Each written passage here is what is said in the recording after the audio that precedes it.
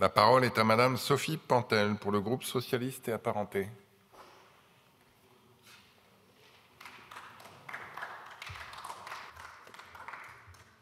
Merci. Monsieur le Président, Monsieur le Ministre, Monsieur le rapporteur, cher Didier, mes chers collègues. Ce texte nous permet de débattre à nouveau sur les enjeux de sécurité civile en proposant de valoriser et de renforcer la réserve de sécurité civile. Il permet de rappeler notre attachement à notre modèle de sécurité civile dans toutes ses composantes et de leur rendre hommage.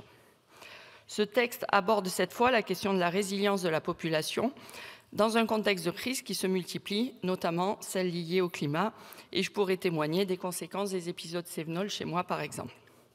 Je tiens à remercier notre collègue Didier Lemaire pour cette proposition et je connais son attachement à sensibiliser, mobiliser la population sur la gestion des crises.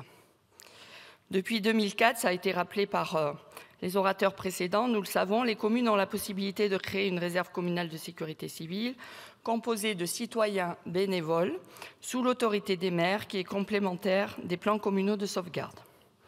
C'est un dispositif qui est encore trop peu connu et ce fut rappelé par Monsieur le Ministre. Seuls un peu plus de 700 réserves communales sont aujourd'hui mises en place. Et pourtant, il s'agit d'actions de prévention, de sauvegarde, en préparant la population à adopter des comportements et des postures adaptées, de participation à un appui logistique, de rétablissement des activités comme le nettoyage ou l'aide aux sinistrés. Ce sont des missions qui ont montré leur utilité. Cette cohésion et résilience de la population est aussi déterminante en amont ou en cas de crise, comme lors des incendies de Gironde, où les élus, agents du département, associations et populations ont géré jour et nuit la logistique pour alimenter les sapeurs-pompiers venus de France entière et même de l'étranger. L'intérêt, c'est de mobiliser des citoyens qui connaissent parfaitement leur territoire. Leur ancrage local est donc un atout, une force et permet ainsi d'adapter les missions aux réalités de la commune. Cet outil de mobilisation civique permet de faire vivre une des valeurs de la République, la solidarité. Toute mesure permettant de faire vivre cet élan solidaire est donc à soutenir. La résilience de la population est une condition de réussite de l'adaptation au changement climatique.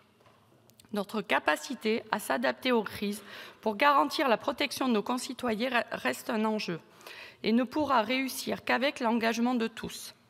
Ce levier est indispensable pour apporter les réponses à nos concitoyens. Le maire doit rester le seul au cœur du dispositif. Il est le directeur des opérations de secours et l'échelon de proximité. Et nous proposerons donc la suppression de l'article 1er B. Il ne s'agit pas de se substituer au service public de secours et d'urgence, mais bien de travailler ensemble et de trouver la cohérence et la coordination entre tous les engagements en faveur de la sécurité civile.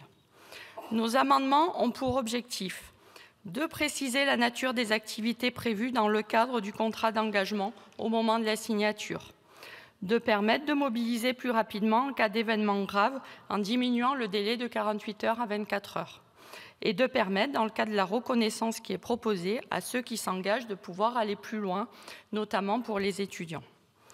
Monsieur le ministre, beaucoup d'autres sujets auraient pu être abordés, mais vous connaissez les attentes de toutes les composantes de la sécurité civile, des suites qui pourraient être ou pourront ou seront données au Beauvau.